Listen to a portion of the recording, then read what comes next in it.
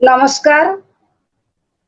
আজকের এই অনলাইন আলোচনা সভায় আপনাদের সবাইকে স্বাগত ও হুল জহার জানাচ্ছি। 166তম হুল বার্ষিকী ধারাবাহিকভাবে উদযাপন করার লক্ষ্যে ফেডারেশন অব আদিবাসী অর্গানাইজেশন এর পক্ষ থেকে বিভিন্ন রকমের কর্মসূচি নেওয়া হয়েছে। তারই অঙ্গ হিসাবে ফাও এর মহিলা সাব কমিটির উদ্যোগে আজকের এই আলোচনা সভা। হুল গণসংগ্রাম এবং স্বাধীনতা আন্দোলনে নারীদের ভূমিকা শীর্ষক এই আলোচনা সভায় আলোচক হিসাবে আমাদের মধ্যে উপস্থিত আছেন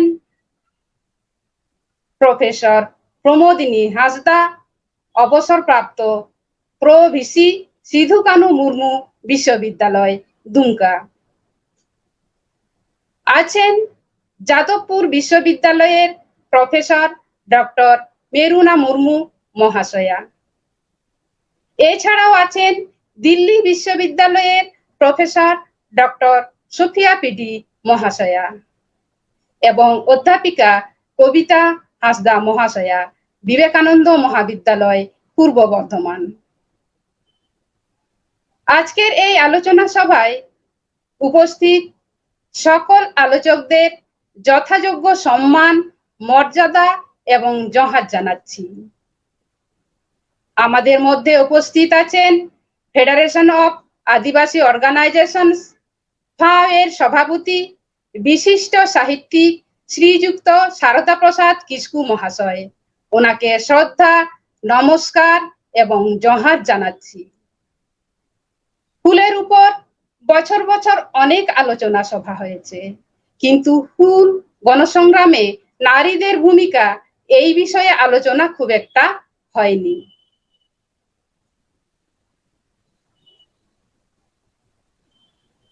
আমরা আশা করছি আজকের এই আলোচনা থেকে হুল গণসংগ্রামের একটা আলাদা দিক উন্মোচিত হবে, ইতিহাস চর্চার একটা নতুন পথ উদ্ভাসিত হবে এবং ফুলো মুর্মু, ঝানু মুর্মু সহ প্রীতিলতা, মাতঙ্গিনী হাজরার মতো মহিমান্বিত ঐতিহাসিক চরিত্রগুলি আরো উজ্জ্বল হয়ে উঠবে এবং আমরা সমৃদ্ধ হব।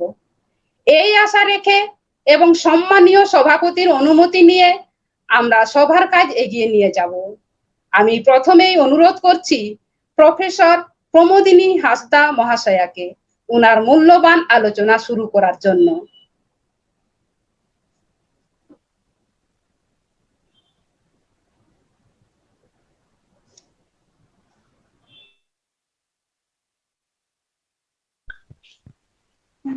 সবাইকে নমস্কার, प्रणाम জানাই। हुल जोहार, आप सभी को हुल जोहार, सब लोगों को हुल जोहार। मैं तो हिंदी में बोलूंगी, ओके? मैं हिंदी में बोलना पसंद करूंगी, शायद आप लोगों को सबको समझ में आएगा। सबसे पहले मैं ऑर्गेनाइजर जितने भी लोग हैं इस फेडरेशन के, आप लोगों को मैं धन्यवाद देती हूँ कि आप लोगों ने मुझे ये मौका दिया विषय पर बोलने के लिए।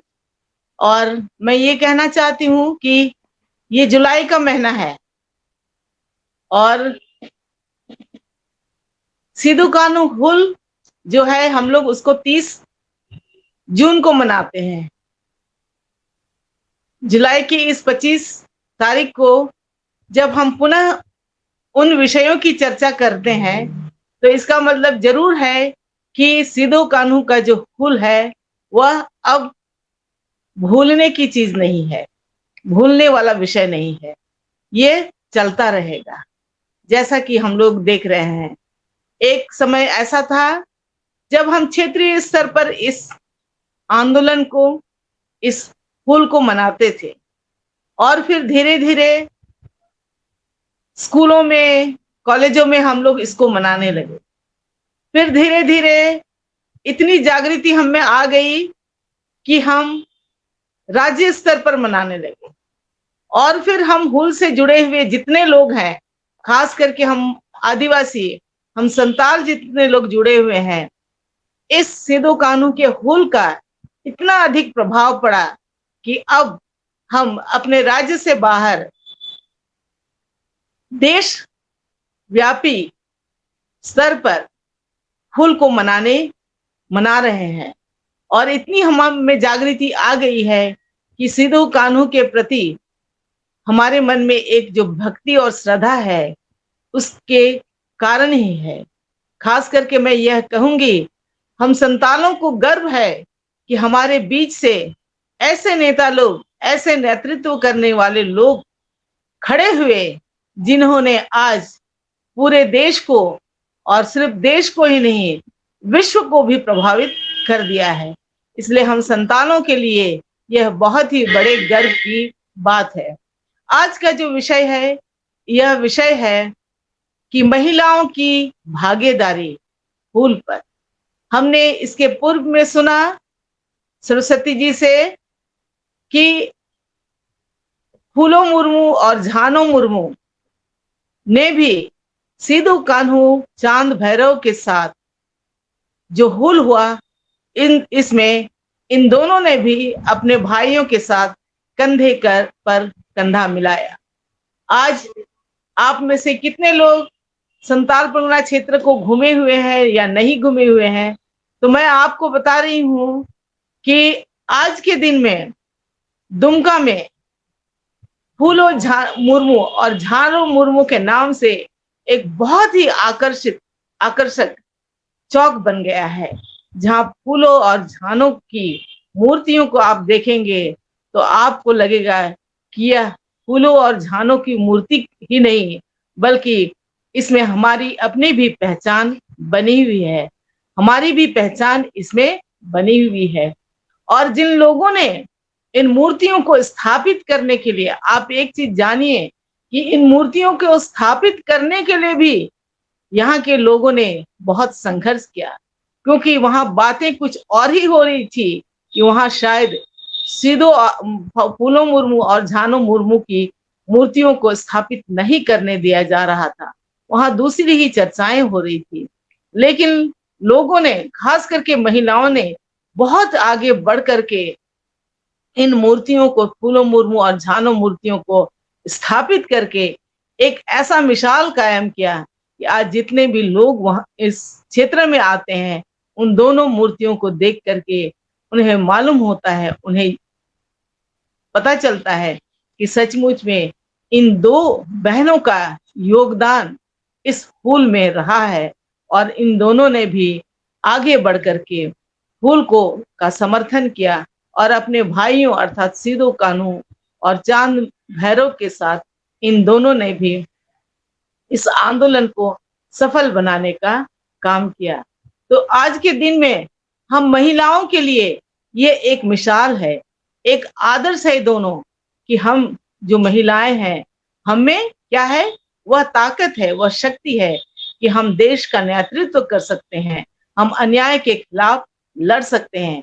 और मुझे आज लगता है कि यह आंदोलन तो 1855 का था, लेकिन 1855 के बाद जितने परिवर्तन हुए हैं पूरे देश में, खास करके महिलाएं जो शोषण के खिलाफ लड़ती हैं, चाहे वो सामाजिक संगठनों का नेतृत्व करती हैं, चाहे वे राजनीतिक संगठनों का नेतृत्व करती हैं, जरूर कहीं ना कहीं उनके उस बलिदान, उन दोनों महिलाओं के नेतृत्व का कहीं ना कहीं असर है। और इसके लिए आज आप देखिएगा कि पंचायतों में या फिर राजनीति के स्तर में महिलाएं, खास करके आदिवासी महिलाएं बहुत आगे निकल चुकी हैं। तो ये हमारे लिए बहुत अच्छी बात है। और सबसे बड़ी बात मैं ये कहूंगी कि एक पॉजिटिव नेतृत्व, एक सकारात्मक नेतृत्व उन दोनों ने किया है।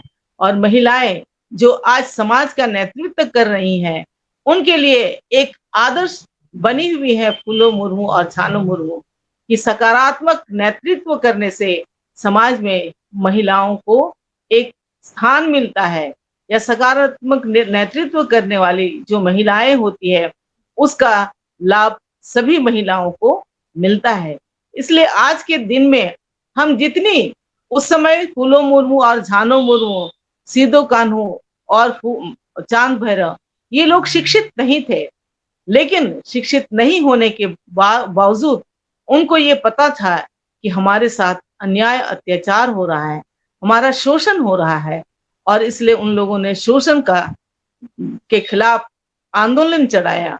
उन्होंने शोषण के खिलाफ लोगों को जागृत किया, और भले ही उन्हें बहुत कष्ट हुआ, उन्हें मारा गया, उन पर गोलियां चली, लेकिन फिर भी वो एक कदम भी पीछे नहीं हटते हैं और इस हुल का वे नेतृत्व करते रहते हैं।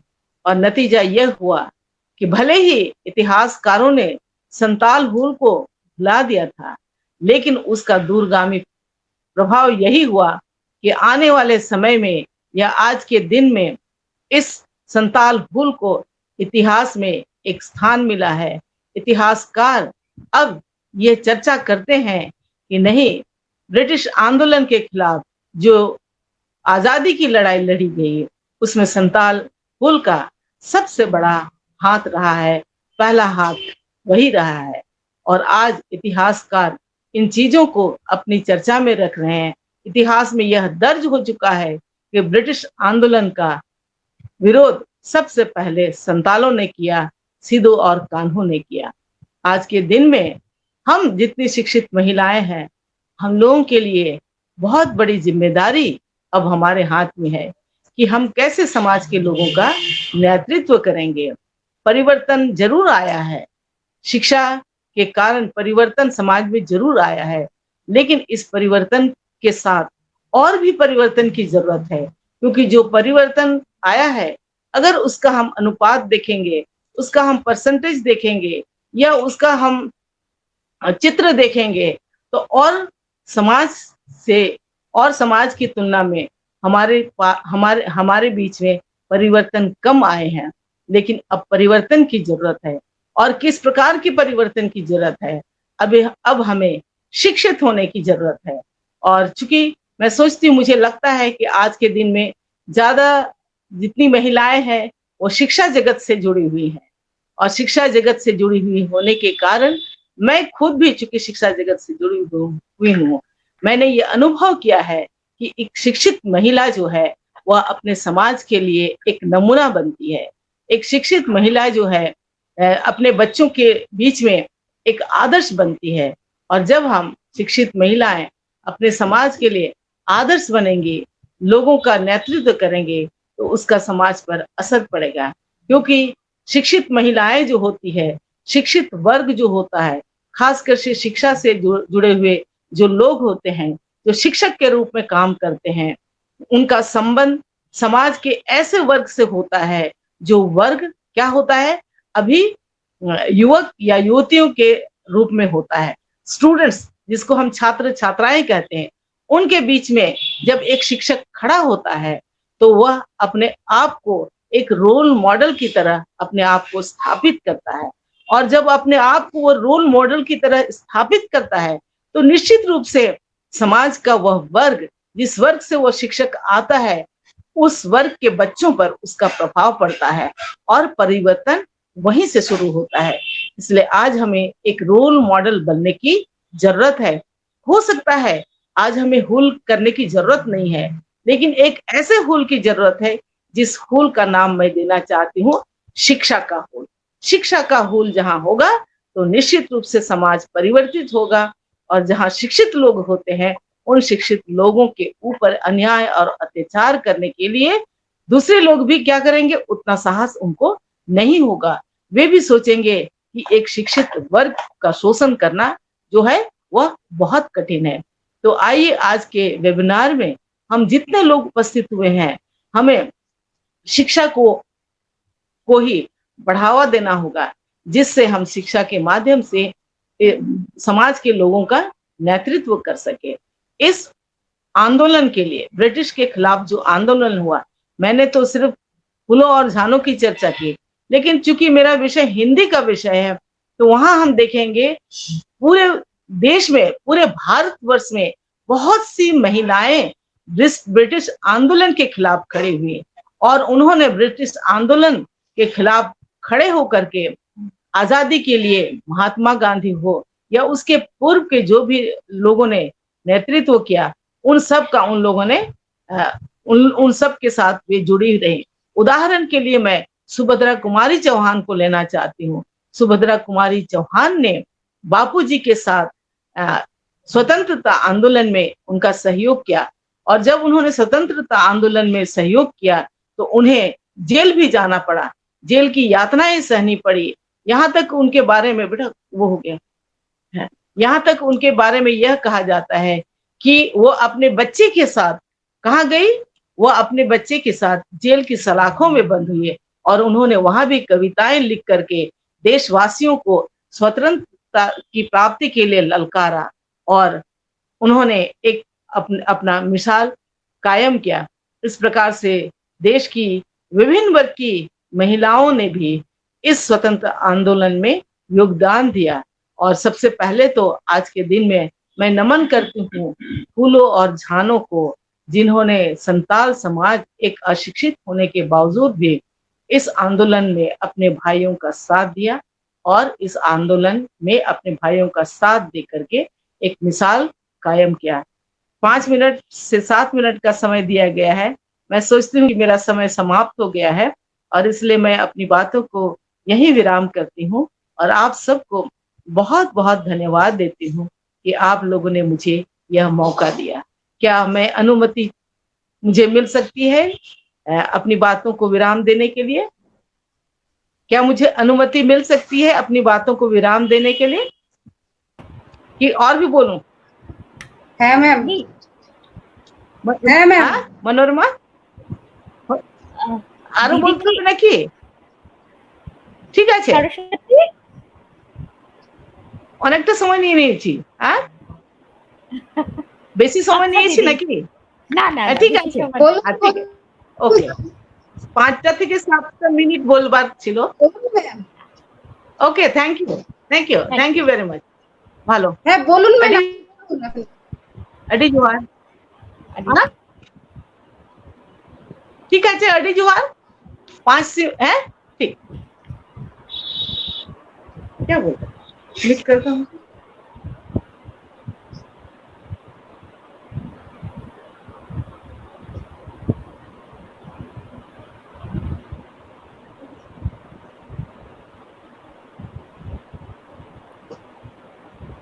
আমাদের সংগঠনের পক্ষ থেকে অনেক অনেক ধন্যবাদ, জোহার, নমস্কার জানাই প্রফেসর প্রমোদিনী হাসদা মহাশয়াকে।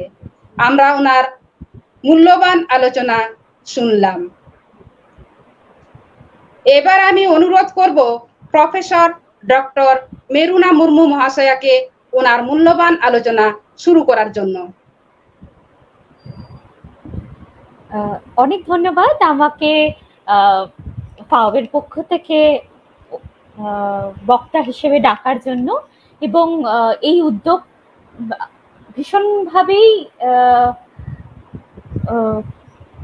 নতুন রকম উদ্যোগ, কারণ এইটা সম্পূর্ণ মহিলারা এই উদ্যোগটা নিয়েছেন এবং মহিলারাই বক্তব্য রাখছেন। এইটা সাধারণত আমরা বিশেষ দেখতে পাই না, সেই জন্য ফাওকে সত্যি আমরা সবাই মিলে অভিনন্দন জানাচ্ছি।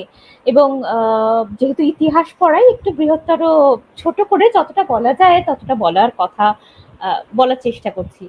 তো আমরা তো দেখলাম প্রফেসর হাসদা আমাদের বললেন যে কিভাবে ফুলোর ঝানু 21 জন ব্রিটিশ সেনাকে ঘায়েল করেছিলেন সান্তাল ভুলে, এবং এই সান্তাল বিদ্রোহের ফলে ভারতবর্ষের মানচিত্রে কিভাবে একটি নন রেগুলেশন জেলা সান্তাল পরগনা উঠে আসে এবং এই অঞ্চলে সান্তালদের আঞ্চলিক স্বায়ত্তশাসন দেওয়া হয়।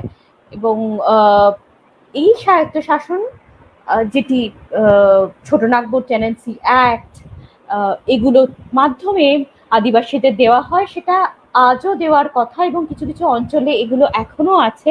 কিন্তু আমরা দেখতে পাচ্ছি যে কর্পোরেট পুঁজির হাত ধরে কিভাবে এগুলো বিভিন্নভাবে প্রতিহত করা হচ্ছে এবং আদিবাসী মানুষজন কিভাবে বিভিন্নভাবে এগুলো প্রতিহত করছেন। ধরুন পাতালগড়ি আন্দোলন যেটা হয়েছে ঝাড়খণ্ডে, যেখান থেকে নাকি ফুলো এবং ঝানু নেতৃত্ব দিয়েছিলেন, সে জায়গায় দাঁড়িয়ে সেটা আছে। তাছাড়া আমি এই যেহেতু বেশিরভাগ যারা আছেন তারা হয়তো সাঁওতাল হুল নিয়ে বলবেন, আমি একটু বৃহত্তর জায়গায় চলে যাই এবং শেষে এই হুলের প্রাসঙ্গিকতাতে ফিরে আসবো, কারণ আমার মনে হয় না যে এই হুলের প্রাসঙ্গিকতা আজও গেছে। কারণ যেভাবে জল জঙ্গল জমির লড়াইয়ের এখনো আদিবাসীদের চালিয়ে যেতে হচ্ছে এবং রাষ্ট্র তাদের যেভাবে কোণঠাসা করছে, সেহেতু এই সংগ্রাম বা হুল শেষ হয়েছে এটা তো বলা যায় না।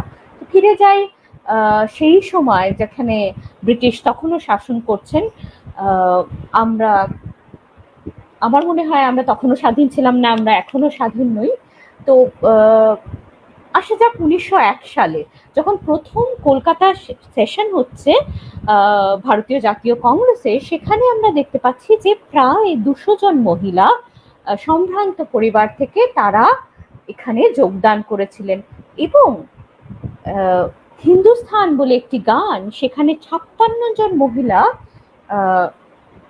একসঙ্গে গিয়েছিলেন এই কংগ্রেস সেশনে। 1904 এবং 5 সালে যে কংগ্রেস সেশন হয় তাতে যে 900 ডেলিগেট এসেছিলেন তার মধ্যে 20 জন মহিলা ছিলেন। এবং যেটা খুব গুরুত্বপূর্ণ সেটা হচ্ছে বেনারস কংগ্রেস সেশন, যেটা 1905 সালে হয়েছিল। সেখানে মহিলারা নিজেরা একটা সেশন চালিয়েছিলেন যেখানে প্রায় 600 মহিলা একজোট হয়েছিলেন এবং এই যে রাজনৈতিক ডামাডোল চলছিল বঙ্গভঙ্গ আন্দোলন, সেই পরিপ্রেক্ষিতে মহিলাদের কি ভূমিকা হতে পারে এবং এই জাতীয়তাবাদী রাজনীতিতে মহিলাদের কি ভূমিকা হওয়া উচিত সেগুলো নিয়ে কথা বলেছিলেন। বঙ্গভঙ্গ আন্দোলন যেহেতু এই অবিভক্ত বাংলায় হয়েছিল, সেখান থেকে আমরা দেখতে পাই যে সরলা দেবী চৌধুরী, যিনি ঠাকুর বাড়ির মহিলা ছিলেন, তিনি এখানে মহারাষ্ট্রের যে যেটাকে রেভলিউশনারি টেররিস্ট বলা হয়, সশস্ত্র বিপ্লব, সেখানের আদলে নানা কিছু এই বঙ্গভঙ্গ আন্দোলনে যোগ করেন, যেমন বীরাষ্টমী ব্রত, উদয়াদিত্য ব্রত, প্রতাপাদিত্য ব্রত। তো এই ব্রতগুলোর মাধ্যমে যারা শৌর্য বীর্যের জন্য জানা যায় যাদের ইতিহাসে, তাদেরকে এক ধরনের নতুন করে সেলিব্রেট করা শুরু হয়। 1905 থেকে 1908 যে সময় বঙ্গভঙ্গ আন্দোলন চলছে, আমরা জানি সেখানে ব্রিটিশদের যে বিদেশি দ্রব্য সেগুলোকে বর্জন করার কথা বলা হচ্ছে এবং এখানে মহিলাদের ভূমিকাকে আলাদাভাবে গুরুত্ব দেওয়া হয়েছিল, কারণ ধরা হয়েছিল যে মহিলারা যেহেতু গৃহ পরিসরে বেশি সচ্ছল এবং তাদের প্রায় সেখানেই বেঁধে রাখা হয়েছে, সেহেতু বাড়িতে কি ধরনের জিনিস ব্যবহার হবে সেটা মহিলারাই ঠিক করতে পারেন। আমরা দেখতে পাচ্ছি এই সময় মহিলারা বিভিন্ন রকম সমিতি, ভলেন্টারি অর্গানাইজেশন সেগুলো তৈরি করেন যাতে মহিলাদের রাজনৈতিকভাবে আরো সচেতন করা যান এবং এই মহিলারা, যেগুলো রাষ্ট্রদ্রোহ এখনো আছে আমরা জানি, সেই আফস্পা এবং নানা রকম ইউএপিএ এখনো আছে। তো তখনকার যখন এই মিটিং গুলোকে এগুলো বলা হতো, সেই মিটিং গুলোতে কিন্তু মহিলারাও যোগদান করেছিলেন এবং স্বদেশী আন্দোলনে সক্রিয়ভাবে সেভাবে অংশগ্রহণ করতে না পারলেও এই স্বদেশী আন্দোলন যাতে মানুষের মধ্যে ছড়িয়ে যায় সেই জন্য তারা নিজেদের যে গয়নাগাটি সেগুলো দান করেছিলেন। এবং সরলা দেবী চৌধুরানী 1903 সালে লক্ষ্মী ভান্ডার শুরু করেন, যেখানে স্বদেশী দ্রব্য বিক্রির কাজ চলে।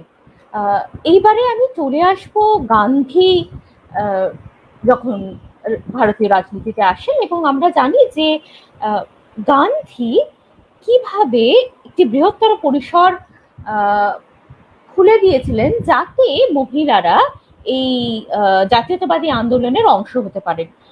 তবে এই কথাটা বলে নেওয়া দরকার যে তিনি কিন্তু মহিলাদের সবসময় সক্রিয় হিসেবে দেখেননি, প্যাসিভ হিসেবেই দেখেছেন এবং তিনি মনে করতেন যে পুরুষ এবং মহিলাদের বৃত্ত আলাদা এবং মহিলারা তাদের যে গৃহ সেখান থেকেই নানাভাবে এই জাতীয়তাবাদী আন্দোলনকে জোরালো করতে পারে।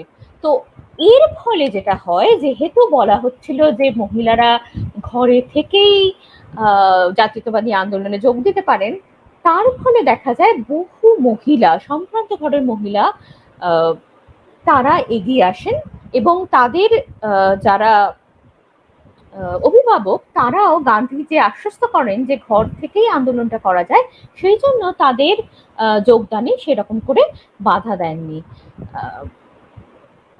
গান্ধী ওনার যে নৈতিক পজিশন সেটাকে ব্যবহার করেছিলেন মহিলাদের এই জাতীয়তাবাদী আন্দোলনে আনার জন্য।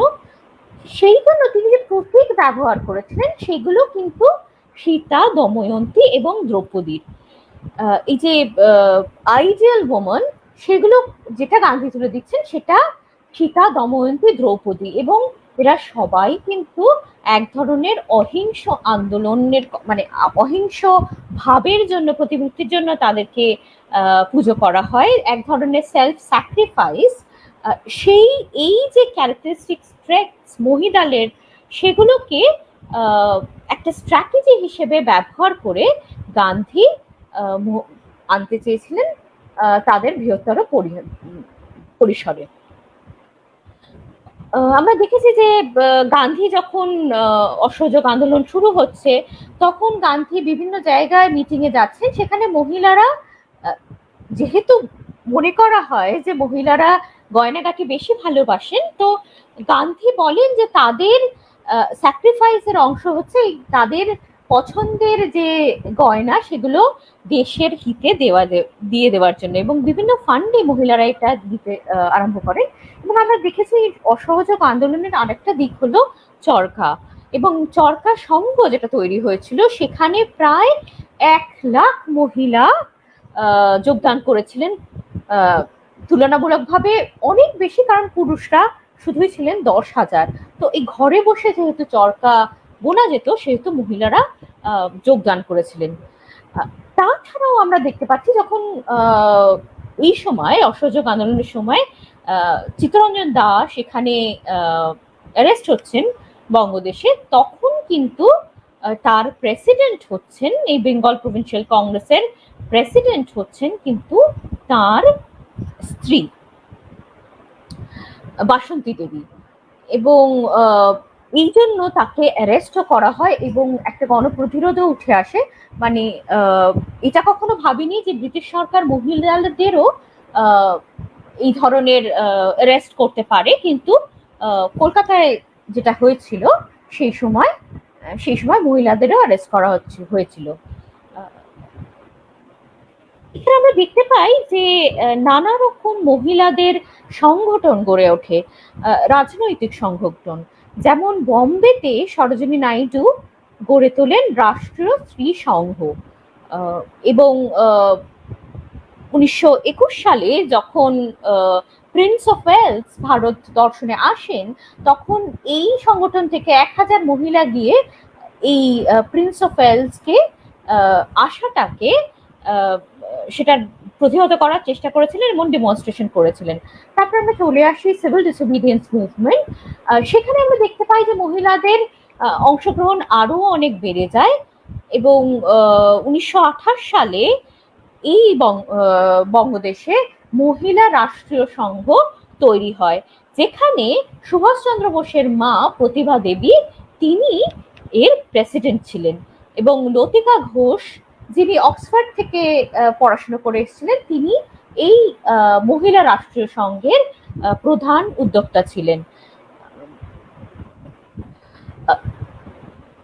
তবে এটা বলে নেবার যে ধরনের ভাষা ব্যবহার করা হচ্ছিল এই মহিলাদের উজ্জীবিত করার জন্য, সেটা কিন্তু বেশিরভাগটা ধর্মীয় ভাষা, যেটা গান্ধীও প্রচলন করেছিলেন। কারণ আমরা দেখতে পাচ্ছি লতিকা ঘোষ কিন্তু মহিলাদের কি ধরনের হতে বলছেন না, দুর্গা হতে বলছেন যারা অসুর নিধনে অংশগ্রহণ করবেন।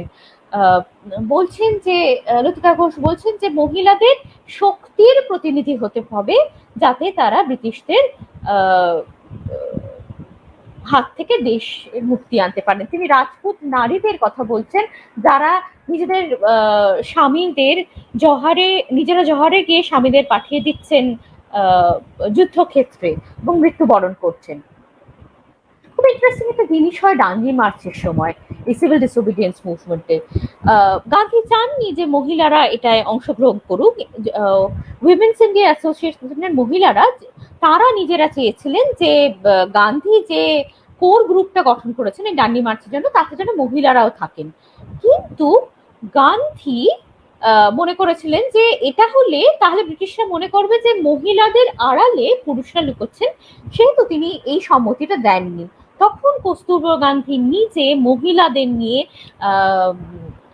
37 জন মহিলাকে নিয়ে একটি ভলেন্টিয়ার টিম গঠন করেন সাবরমতী আশ্রম থেকে, এবং তিনি এই নেতৃত্ব দেন এই মহিলাদের যে মোর্চা বেরিয়েছিল সেটা তাদের।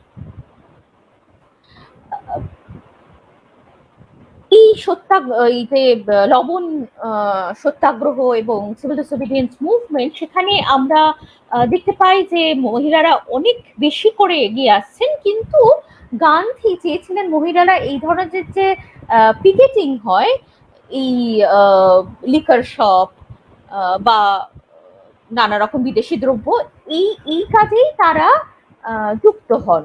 কারণ তিনি মহিলাদের যে স্যাক্রিফাইসের মিটার সেটাকেই মহিমান্বিত করার চেষ্টা করেছিলেন এবং মহিলাদের মাতৃস্বরূপ হিসেবে দেখছিলেন, যারা কিনা ভূমির জন্য আইডিয়াল সিটিজেন্স তৈরি করতে পারেন। এবং মহিলাদেরকে উনি ইকুয়াল ফুটিং হিসেবে দেখছিলেন না, কমপ্লিমেন্টারি টু ম্যান হিসেবেই দেখছিলেন। কারণ উনি বলছিলেন man is the master outside, এবং মহিলাদের ক্ষেত্রে তিনি বলছিলেন যে she is the deity of the inner home, মানে মহিলারা ঘরের কর্ত্রী এবং সেই জায়গা থেকে তারা নেতৃত্ব দেবেন। চলে আসি সশস্ত্র বিপ্লব, যেটা শুরু হয় 1930 সাল থেকে, এবং এই সশস্ত্র বিপ্লবে আমরা প্রথমবার দেখতে পাচ্ছি যে মহিলারা একেবারে সমানভাবে কাঁধে কাঁধ মিলিয়ে পুরুষদের সঙ্গে যুদ্ধক্ষেত্রে নামছেন এবং তারা নানা রকম অস্ত্র পাচার করছেন, এক্সপ্লোজিভস বোম তারা বানাচ্ছেন। এবং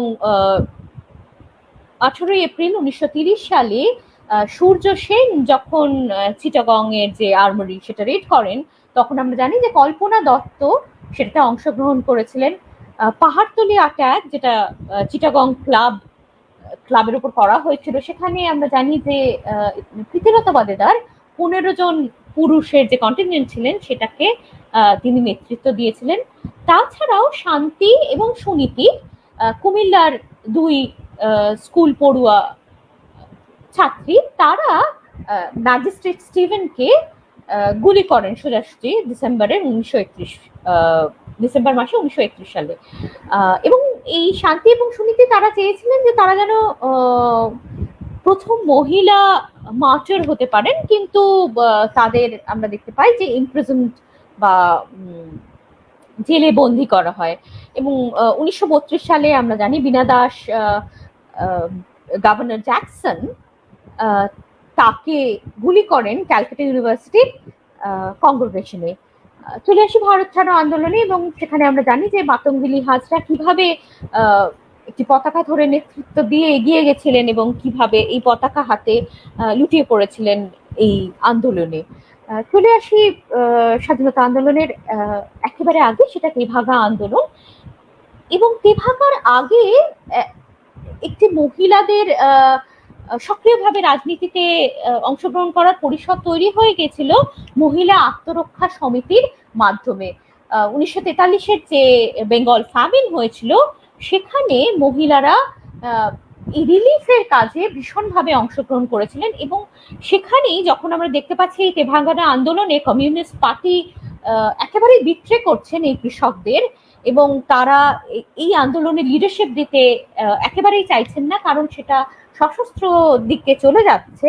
তখন আমরা দেখতে পাই যে এই যে গ্রামের মহিলারা, এবং এরা বেশিরভাগই আদিবাসী এবং দলিত সম্প্রদায়ের মানুষ, তারা একটা সেমি মিলিশিয়া বা নারী বাহিনী গড়ে তুলছেন, যাতে তারা একটা স্পন্টেনিয়াস রেজিস্ট্যান্স দিতে পারেন যখন পুলিশরা আসছে পুরুষদের তুলে নেওয়ার জন্য। এবং এই যে নারী বাহিনী, সেগুলো বিভিন্ন জায়গায় বিভিন্ন অঞ্চলে বিভিন্ন রকম নামে আমরা দেখতে পাই, যেমন ঝাঁটা বাহিনী, প্রতিরোধ বাহিনী, নারী রক্ষা বাহিনী, গায়েন বাহিনী। এবং এই মহিলারা বাড়িতে যা জিনিসপত্র ছিল, মানে ঝাঁটা হোক,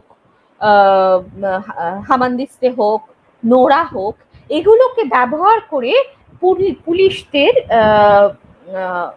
প্রতিহত করার চেষ্টা করেছিলেন, যাতে তারা পুরুষ যারা আন্দোলনকারী এই তেভাগা আন্দোলনে তাদের তুলে নিয়ে যেতে না পারেন। এবং আমরা জানি যে অনেক মহিলা এখানে প্রাণ দিয়েছিলেন এই তেভাগা আন্দোলনে।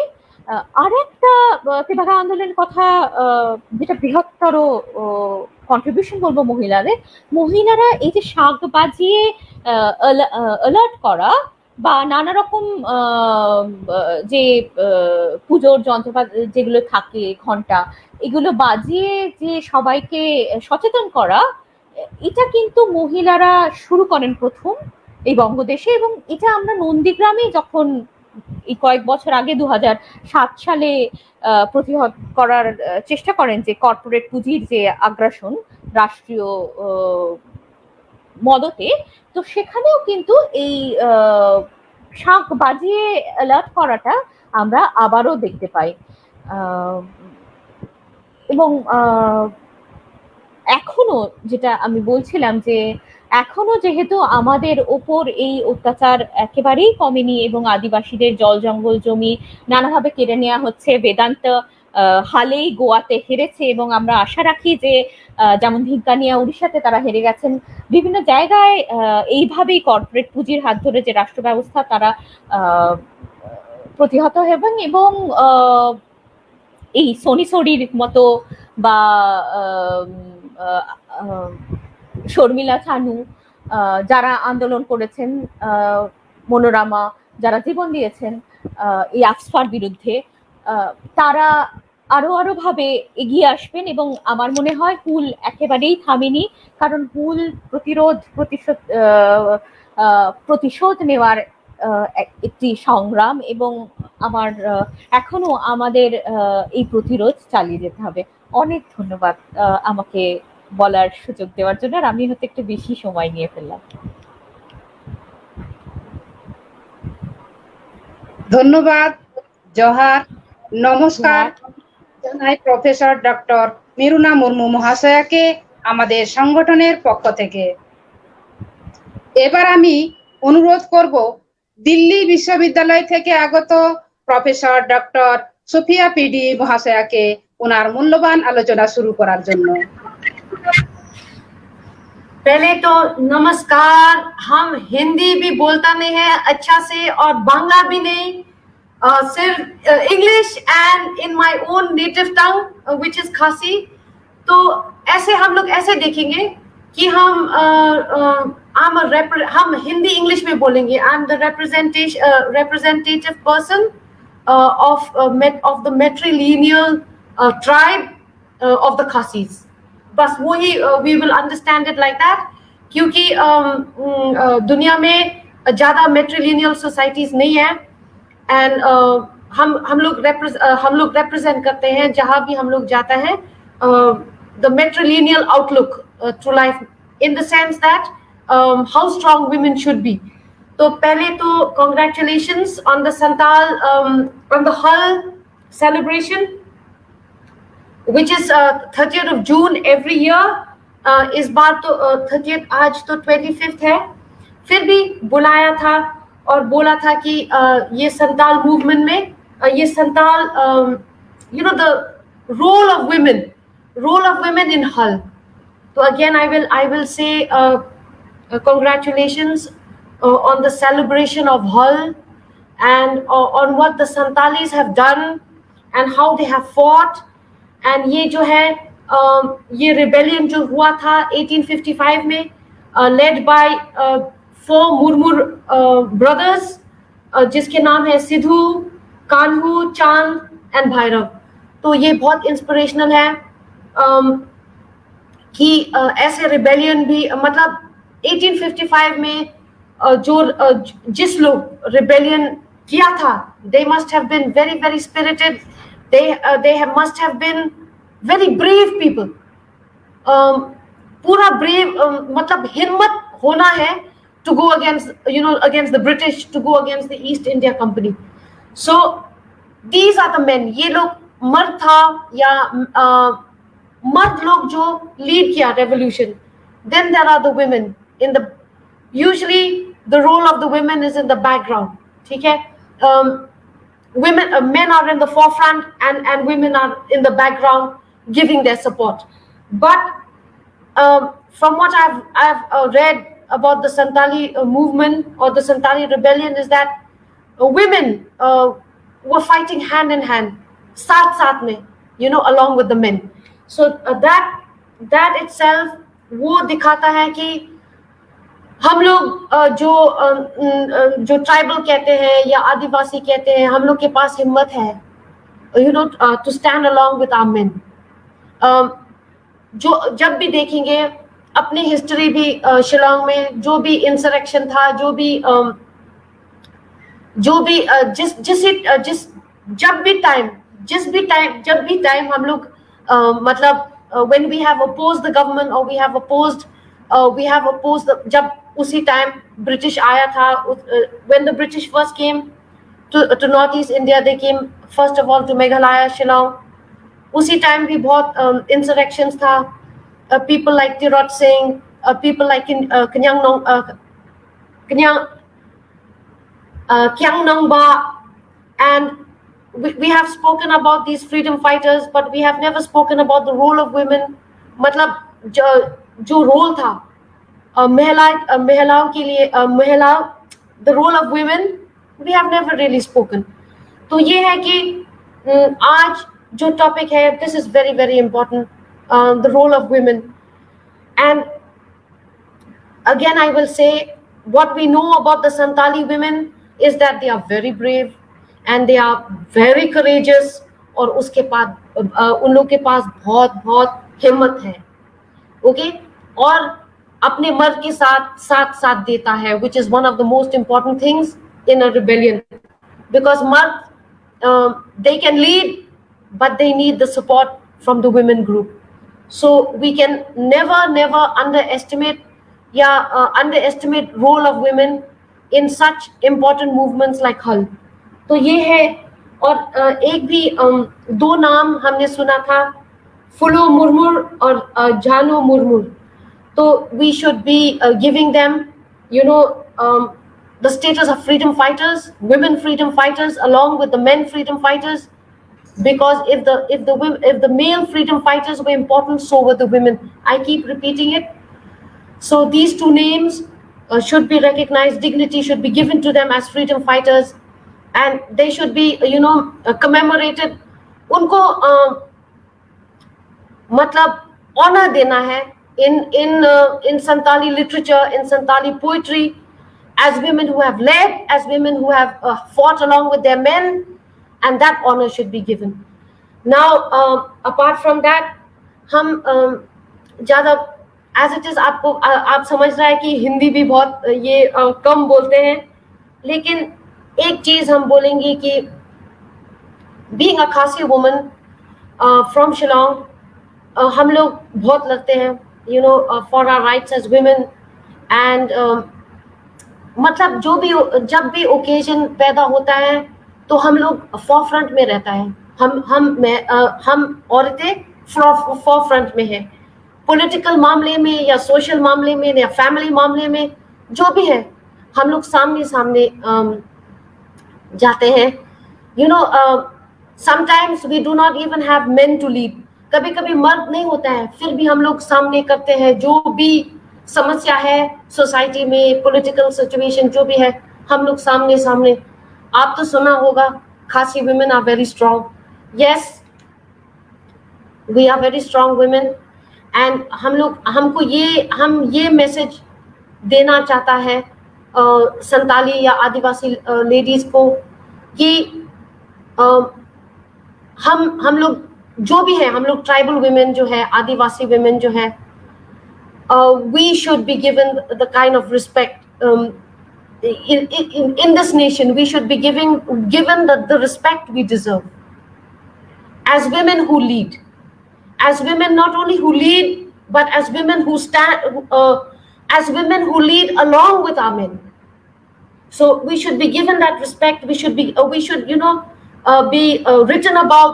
More should be written. More women should come up, and we should be able to say that yes, we tribal Adivasi women have been instrumental in being leaders along with our men. Not only our men, but we too are leaders, and we should be given that kind of recognition. So I will not speak long because I did not really prepare.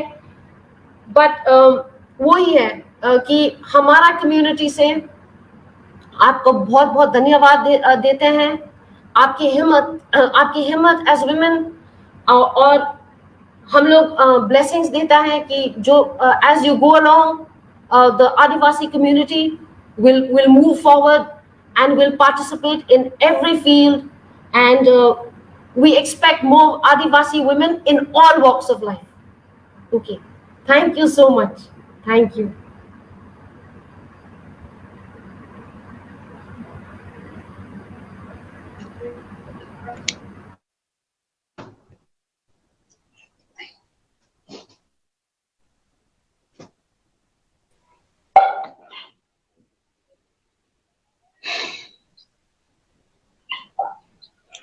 আমাদের সংগঠনের পক্ষ থেকে অনেক অনেক ধন্যবাদ, জোহার, নমস্কার জানাই professor doctor Sufia PD মহাশয়াকে। এবার আমি অনুরোধ করব অধ্যাপিকা কবিতা হাঁসদা মহাশয়াকে ওনার মূল্যবান আলোচনা শুরু করার জন্য।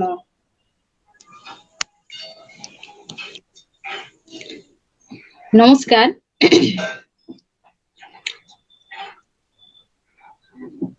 শোনা যাচ্ছে? আচ্ছা,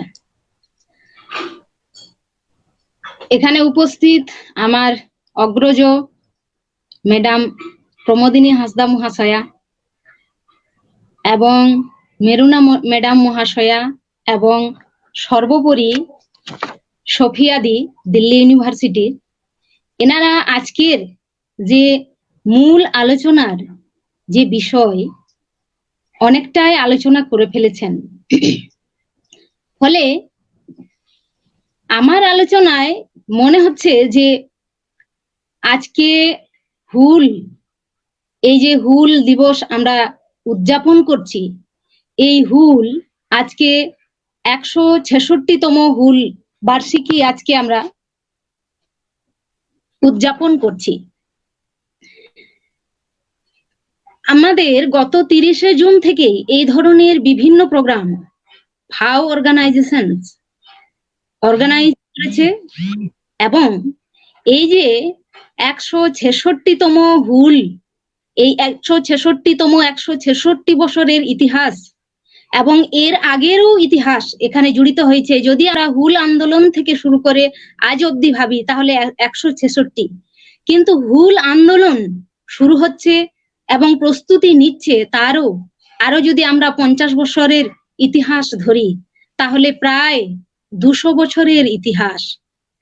এবং এই 200 বছরের ইতিহাসের মধ্যেই আমরা লক্ষ্য করব যে এখানে মূল ভূমিকা আমাদের হুল নিয়ে আলোচনা করা, এবং হুলের মধ্যে কিভাবে, হুল আন্দোলনের মধ্যে কিভাবে আদিবাসী জনজাতির মহিলারা বিশেষ করে হুল আন্দোলনে প্রত্যক্ষভাবে এবং পরোক্ষভাবে যোগদান করছেন।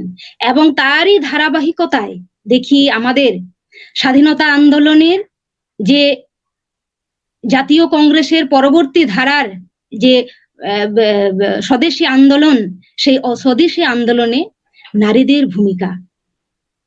এখানে আমাদের অগ্রজ ম্যাডাম প্রমোদিনী হাঁসদা হুল আন্দোলন সম্পর্কে মেয়েদের ভূমিকাটা অনেকটাই শুরু করে দিয়েছিলেন।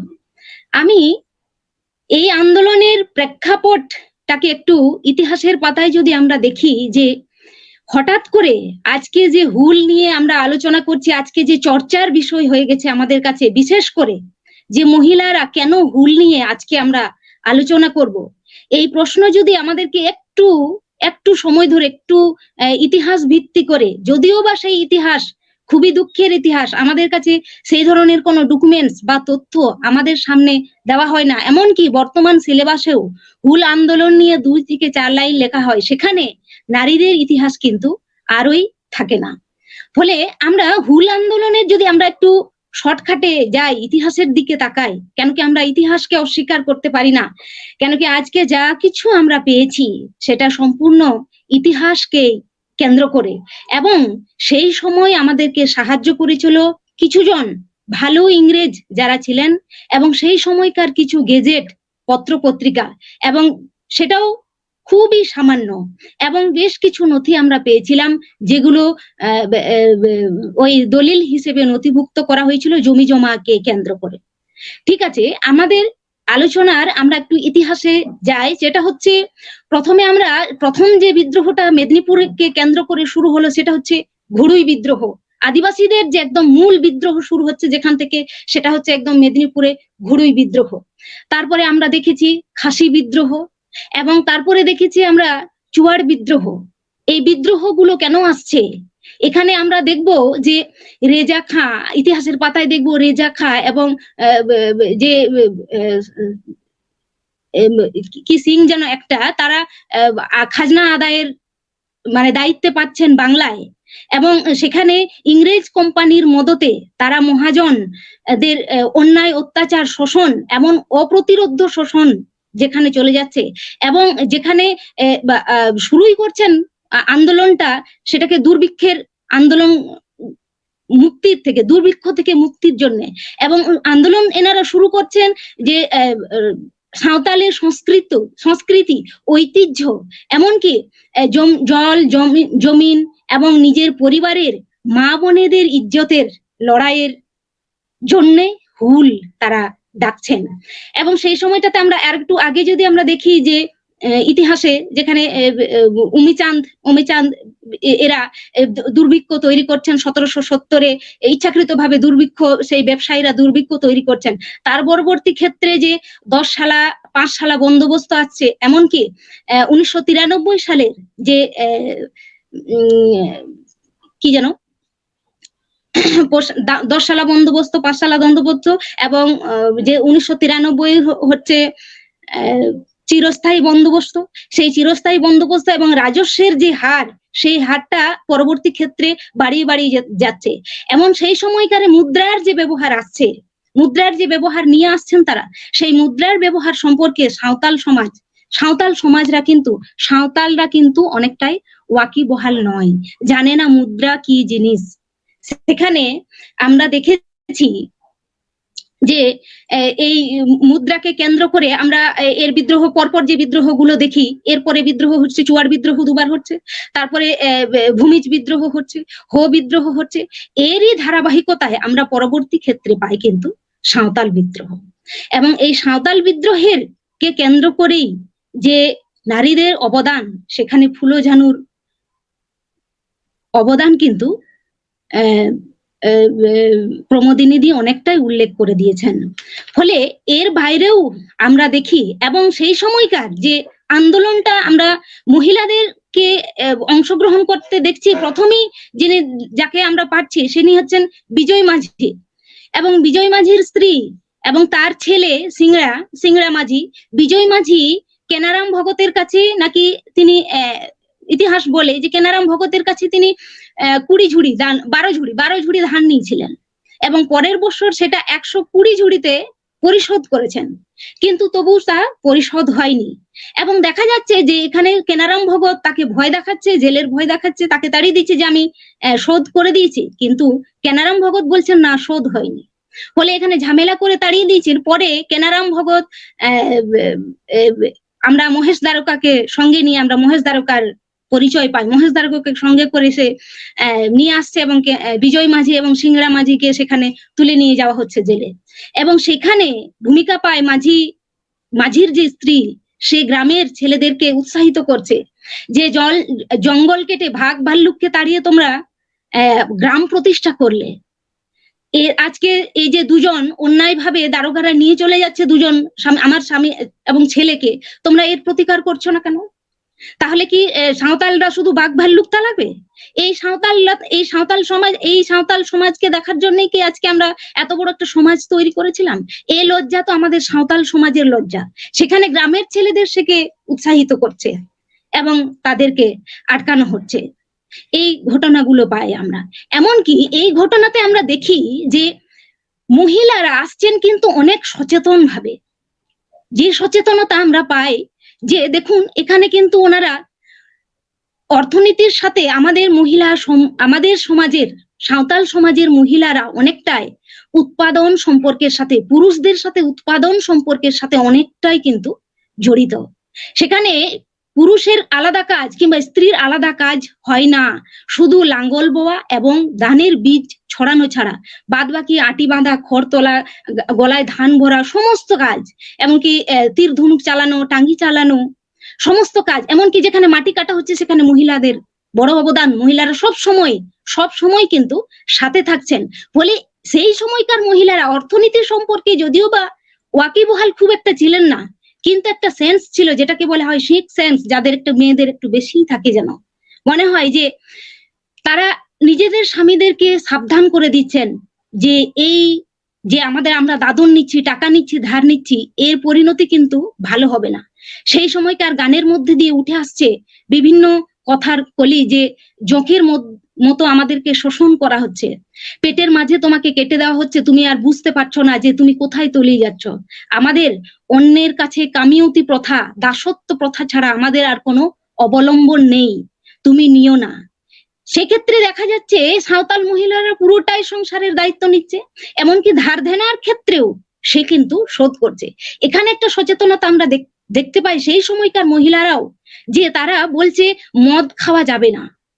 এই যে আজকে আমরা দেখি মেয়েরা, এই যে মহিলারা মদ নিষিদ্ধ আন্দোলন করছেন বিভিন্ন জায়গায়, পাড়ার মোড়ে দেখতে পাই যে মদ বিরোধী আন্দোলন হচ্ছে, বিভিন্ন নারী নিগ্রহ বিরোধী আন্দোলন হচ্ছে। এর কিন্তু সূত্রপাত অনেক আগেই ওনারা করে গেছেন। সেই সময়কার মহিলারা নিশ্চয় আমাদের মতন এতটা শিক্ষিত ছিলেন না, তবুও যে আন্দোলনের মধ্যে একটা সচেতনতা কাজ করছে যে না আমরা মদ নিষিদ্ধ করব। সেম আমরা দেখি বিরসা মুন্ডার আন্দোলনের ক্ষেত্রে, সেখানে বীর শহীদ হতে গেলে কিন্তু মদ নিষিদ্ধ করতে হবে, তোমাকে মদ খাওয়া যাবে না, ও বড়দের সম্মান করতে হবে, বুড়োদেরও আদর করতে হবে, স্নেহ করতে হবে।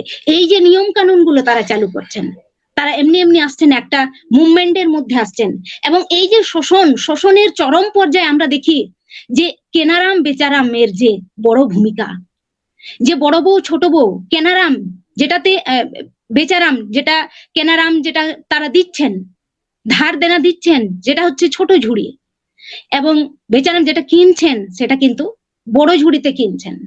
ফলে তার একবার কোনো সাঁওতাল কোনো একটু ধার নিলে তার লাইফে শোধ হবে না, তার ছেলেও শোধ করতে পারবে না, তার ছেলেও শোধ করতে পারবে না।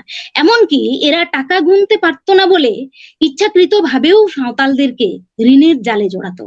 যে এবং সেই সময়কার আমরা দেখতে পাচ্ছি যে 14,000 প্রথম 400 গ্রাম, তারপরে 14,000 গ্রাম, সেই আলোচনায় আমরা যাচ্ছি না, যে এত গ্রামের মানুষ একটা যে কোনো গ্রামের মহাজন হতে পারলে সে রাতারাতি বড় লোক হয়ে যাবে। এই যে বিষয়গুলো আসছে, তারপরে আমরা দেখে আসছি যে এই কেনারাম বেচারামের মাধ্যমে যে কিভাবে তাদেরকে ঠকিয়ে নিঃস্ব করে দেওয়া হচ্ছে, যে তারা এবং সাঁওতালরা 20-এর পরিবর্তে 20-র বেশি গুনতে পারতো না সেই সময়কে। এটা একটা বড় সুযোগ ছিল, অনেকটাই নিরক্ষণ, মুদ্রা জানতো না এবং 20-র বেশি গুনতে জানতো না। সেখানে বলছে যে উনি রাম 2-3 করে 19 অব্দি গোনা যাচ্ছে, আবার রাম 2-3 শুরু হচ্ছে, তার কোনোদিন ধার শোধ হবে না বলে। তখন তারা খুব করুণ শুনেই বলতে শোনা যায় যে একবার 20 বল বাবু, একবার 20 বল। এবং তার সমস্ত কিছু কেড়ে নেওয়া হচ্ছে, মুরগি, ছাগল, মোষ, গরু, লাঙ্গলের জিনিস, এমনকি যে শেষ সম্বল আমাদের মেয়েদের যে হাতের বালা, লোহাটুকু, সেই লোহাটুকুরও তারা নিষ্কৃতি দেননি, তারা সেটাও নিয়ে গেছেন। এমনকি কেউ যদি পালাবার ফন্দি করে যে না আমি শোধ করতে পারবো না, পালাবার ভঙ্গি করে তাকে তার আগেই লাঠিয়াল দিয়ে বাড়িতে তার সমস্ত কিন্তু উঠিয়ে নিয়ে আসা হচ্ছে। এই যে করুণ ইতিহাস এবং এই যে মদ নিষিদ্ধ করছে এর লড়াইয়ে আজকে আমরা হুল আন্দোলনে দেখি যে এটা হচ্ছে নাচ গানের উৎসব এবং সেখানে অনেকেই মদ খেয়ে সেই অনুষ্ঠানে অংশগ্রহণ করছে এবং সেখানে সরকারও মদত দিচ্ছেন বিভিন্ন ভাবে, কি কেন্দ্র সরকার বলুন কি রাজ্য সরকার বলুন, যে তুমি উৎসব হিসেবে পালন করো। এই যে এত বড় একটা বীরত্বের কাহিনী, এত বড় একটা রক্তক্ষয়ী সংগ্রাম এবং ইতিহাসের পাতায় আমরা যদি দেখি এটাই মানে হচ্ছে গণপদযাত্রা, প্রথম হুল বিদ্রোহটা হচ্ছে প্রথম গণপদযাত্রা হিসেবে আমরা দেখছি। এই যে জোরদার মহাজন আরকাঠি এমনকি পরবর্তী ক্ষেত্রে যে এর প্রভাব মহিলারাও উঠে এসেছে, সমানভাবে কাঁধে কাঁধ মিলিয়ে উঠে এসেছে। আমরা এখানে সিধু মুর্মুর স্ত্রী সুমির সিধু যখন আহত হয় তার পাশে থাকতে পারেনি, তাকে সেই সেখানকার মাঝি হারমা মাঝির স্ত্রী সুমাইয়া সে তাকে তার ক্ষতস্থান ধুইয়ে দিচ্ছে, কাপড় বেঁধে দিচ্ছে। তাহলে এর পরিপ্রেক্ষিতে নেপথ্যে কি কাজ করছে? সিধুর বউ নিশ্চয়ই কোনো আন্দোলনে মুভমেন্টে কিংবা কোনো বিদ্রোহে সে নেতৃত্ব দিচ্ছেন, এখানে অংশগ্রহণ করতে পারছেন না। এবং এখানে হারমা মাঝির পুত্রবধূ কাঞ্চনীর প্রাণত্যাগের প্রশ্ন আমরা পাই, এমনকি সিধুর খুড়তুতো বোন মাকুর ভূমিকা পায়।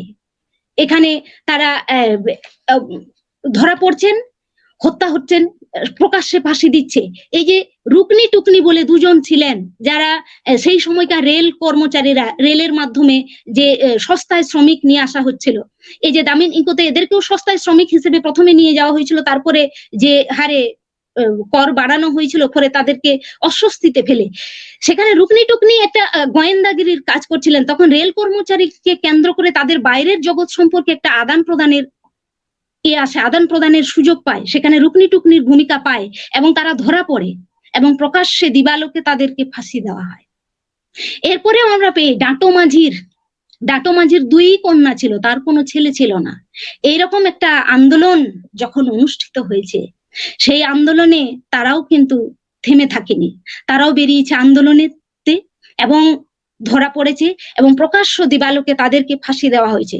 এগুলো শুধু আমরা নাম পাই, এর বাইরেও কত আদিবাসী মহিলাদেরকে পুরুষদের সাথে সাথে, যেহেতু পরিবারের মধ্য থেকে একটা কাঁধে কাঁধ মিলিয়ে যাওয়ার একটা রীতি ছিল আদিবাসী সমাজে, এমনকি এখনো দেখি যে প্রত্যেকটা বিষয়ে মহিলারা সমান অংশীদারিত্ব বলে এখানে আমরা দেখছি যে রুকনি টুকনিকেও কিন্তু প্রকাশ্য দিবালোকে ফাঁসি দিচ্ছে এবং তাদেরকে নিয়ে যে গানগুলো রচিত হচ্ছে, সেই সময়কার স্বদেশিকতার ভাবধারা, স্বদেশিক আমরা যে ভারতীয়, এই ভাবনাটা সেই আন্দোলনেও তখনও আসেনি। আমরা সেটা অনেক পরে পেয়েছি, জাতীয় কংগ্রেসের অনেক পরে আসছে যে আমরা ভারতীয়, আমাদেরকে ইংরেজরা শোষণ করছে, তখন স্বদেশের কথা আসছে না। তাদের যে দুঃখের যে কাহিনী সেটা গান দিয়ে প্রচারিত হচ্ছে। জামতড়া এলাকায় এখনো কিছু কিছু গান এই রুকনি টুকনিদেরকে নিয়ে গান গাওয়া হয়। এইরকম এমনকি কিছুদিন আগেও আমরা 50-এর দশকে এই যে বিহারের যে পালামু অঞ্চলে, রাঁচি পালামু অঞ্চলে যে বিহারে যে শিকার উৎসব হয়, সেই শিকার উৎসবে কিন্তু মেয়েদের একটা বড় ভূমিকা দেখা দেয়। এমনকি আমাদেরও প্রত্যেক বছরই বৈশাখ পূর্ণিমাতে যে শিকারের উৎসব করা হয়, আদিবাসীদের যে শিকারের উৎসব, এবং সেই উৎসবকে কেন্দ্র করে যখন স্বামীরা শিকারে যান, অযোধ্যা শিকারে যান, বের হন, তখন নিজেদের স্ত্রীর এই লোহাটা খুলে নিয়ে যান। এটা ভাবুন তো আমাদের কিসের প্রতীক। এই যে তাদেরকে প্রস্তুতি করা হচ্ছে, আমাদের মহিলারা বাড়ির ফ্যামিলি প্রস্তুত যে আমি ফিরবো কিনা, বলে তুমিও আমার অংশীদার, এবং সেখানে মহিলারা সমানভাবে অংশীদার, সে সত্যি ফিরবে কিনা, আমাকে লড়াই করার যে মানসিকতা, এগুলো আমাদের ঐতিহ্য হয়ে, রেওয়াজ হয়ে কিন্তু চলে আসছে। এরপরে আমরা দেখি যাই যে WH যে গেজেট গুলো বেরোচ্ছে, সেখানে আমরা সেই সময়কার আন্দোলন করছে এবং যুদ্ধে বিদ্রোহে অংশগ্রহণ করছে পুরুষ বেশ ধরে। আমরা সেই কালেও দেখেছি আর্য অনার্যের যখন লড়াই হয় তখন আইন কাজল, চিতা কপ্র, হাসি ডুমনি এদের ভূমিকা পায় কিন্তু ছদ্মবেশে, এবং সেই আন্দোলনে অনেকটা ছদ্মবেশ ধারণ করছে যুদ্ধে দেখা যাচ্ছে যে একজন পুরুষ হয়তো মারা গেছে, কিন্তু কাছ থেকে যখন দেখা যাচ্ছে সে কিন্তু স্ত্রী ছিলেন। এমনকি সেম ভাবে আমরা দেখি মুন্ডা বিদ্রোহে যখন বিরসা মুন্ডার নেতৃত্বে বিদ্রোহ হচ্ছে, সেখানে দেখছে সামনাসামনি সৈন্যদের সাথে সংঘর্ষ বেঁধে গেছে। সেখানে উল্লেখই করে দিচ্ছে গেজেটে যে 4 জন মুন্ডা যুবক মৃত পাওয়া গেছে, তার মধ্যে 3 জনেই কিন্তু ছিলেন স্ত্রী। তাহলে ভাবুন যে ছদ্মবেশে যদি এতজন অংশগ্রহণ করে থাকেন, তাহলে সামনাসামনি ভাবে অন্য যাদের আমরা পাইনি, গেজেটে কোনো ইতিহাস যাদের লেখেনি, তাদের ভূমিকা কিন্তু কতটুকু। যাই হোক, আমরা একটু এর পরিপ্রেক্ষিতেই আমরা স্বাধীনতা আন্দোলনকে কেন্দ্র করে যে সামনের সারির বিপ্লবীদের বহুল প্রচারিত যে বিপ্লবী নারীদের ভূমিকা পায়, এরই ধারাবাহিকতায়, এই হুল আন্দোলনের ধারাবাহিকতায় আমরা কিন্তু পাই পরবর্তী ক্ষেত্রে ঝাঁসি রানী লক্ষ্মীবাই এরই অনুপ্রাণিত হয়ে মুন্ডা বিদ্রোহ হয়ে যখন সিপাহী বিদ্রোহের আমরা ঝাঁসি রানী লক্ষ্মীবাইকে পাই। এর পরবর্তী ক্ষেত্রে আমরা পাই প্রীতিলতা ওয়াদ্দেদারকে, যিনি নেতাজির যে সংগঠন, সেই সংগঠনে বড় ভূমিকা পালন করেছিলেন। প্রীতিলতা ওয়াদ্দেদারের আমরা পরিচয় পাই। এরপরে দিদিরা তো পরপর বলেই গেলেন, আমার আর নতুন করে কিছু বলার নেই। খুব একটা স্বাদেশী আন্দোলন নিয়ে খুব সুন্দর আলোচনা, খুব তথ্য ভিত্তিক যেটা মেরুনাদি করলেন, খুবই সুন্দর মেরুনা ম্যাডাম করলেন যেটা আলোচনা, যেটা আমরা অনেক সময় ইতিহাসের পড়ে পাইনি। এবং আমরা তার পরিপ্রেক্ষিতেই পাচ্ছি পরবর্তী ক্ষেত্রে মাতঙ্গিনী হাজরা, লাবণ্য প্রভা দত্তকে, শোভারানী দত্ত, বীণা দাস ভৌমিক, এনি বেসান্ত,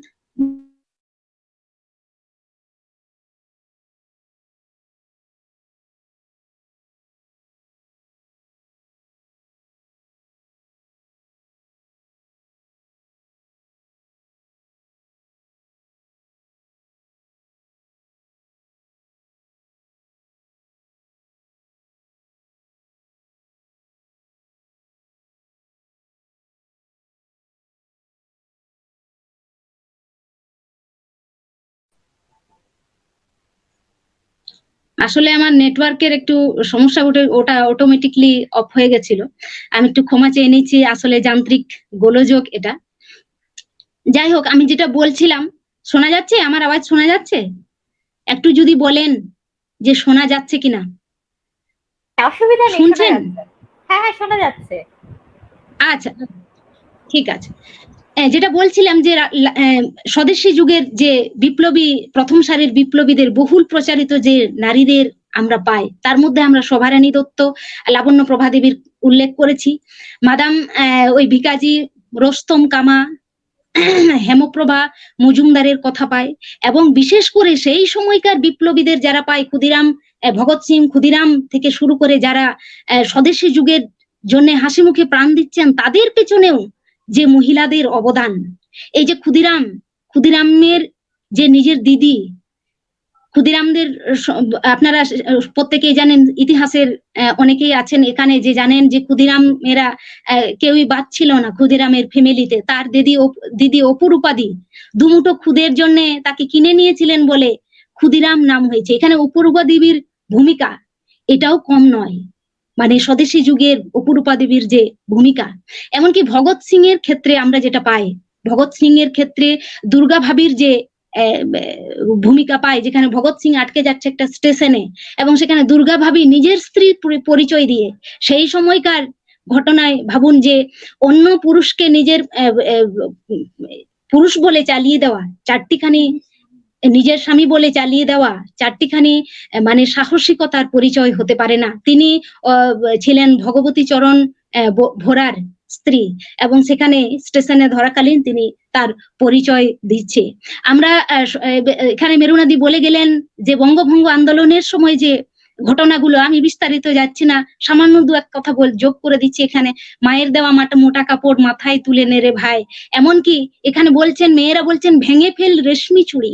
এই যে স্বদেশী যুগের বিদেশি জিনিস পত্র বয়কট করছে, এখানে ভেঙে ফেলো রেশমি চুড়ি। এখানে রেশমি চুড়ি কারা ভাঙছেন? মহিলারাই তো ভাঙছেন।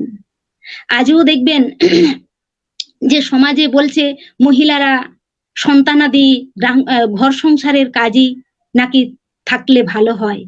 কিন্তু এত বড় ইতিহাস কে আমরা তো অস্বীকার করতে পারি না, এবং এই ইতিহাস থেকে শিক্ষা নিয়ে বর্তমান সময়ে মহিলাদেরকেও যে ভূমিকাগুলো নেওয়া দরকার, এই শিক্ষা থেকে যে ভূমিকাগুলো নেওয়া দরকার, কেন কি সমাজ কখনোই একার দ্বারা উন্নয়ন হয়নি, এবং আজকে যে সমাজ বিকাশের স্তরে আমরা দেখি যে সমাজ কখনো একজনের দ্বারাই পরিচালিত হয়ে আজকে এই জায়গায় আসেনি। ফলে এখানে ভূমিকাটা দুজনেই, যেমন একটা পাখি ওড়ে দুটো ডানার মতন এখানে ভূমিকাটা সেই রকমই, যে আলাদা কিছু নেই, এবং সেই ভূমিকায় আমরা দেখি সমাজের অগ্রগতির পেছনে। ফলে আমি আরেকটা কথা বলে শেষ করব, এবং অনেক ধন্যবাদ দিই ফেডারেশন অফ আদিবাসী অর্গানাইজেশনসকে এই ধরনের একটা প্রোগ্রামকে অর্গানাইজ করার জন্য, বিশেষ করে মহিলাদেরকে আলাদাভাবে নতুনভাবে উদযাপিত করার জন্য, এবং এই ধরনের প্রোগ্রাম নিয়ে আসছেন দীর্ঘ 30শে জুন থেকে। আমি একটা কথাই বলে শেষ করব, সেটা হচ্ছেন বিদ্রোহী কবি কাজী নজরুলের একছত্রকালী তিনি সাম্যবাদী কবিতায় লিখছেন যে বিশ্বে যা কিছু মহান সৃষ্টি চির কল্যাণকর, তার অর্ধেক তার করিয়াছে নারী, অর্ধেক তার নর। এইটুকুই। নমস্কার, অনেক অনেক ধন্যবাদ এরকম একটা অনলাইন প্রোগ্রামে ফেডারেশন অফ আদিবাসী একটু বলার সুযোগ দেওয়ার জন্য। ধন্যবাদ, নমস্কার, ফুল জোহার। অধ্যাপিকা কবিতা হাঁসদা মহাশয়াকে অনেক অনেক ধন্যবাদ। সকল আলোচকরাই সুন্দর ও মূল্যবান আলোচনা রেখেছেন।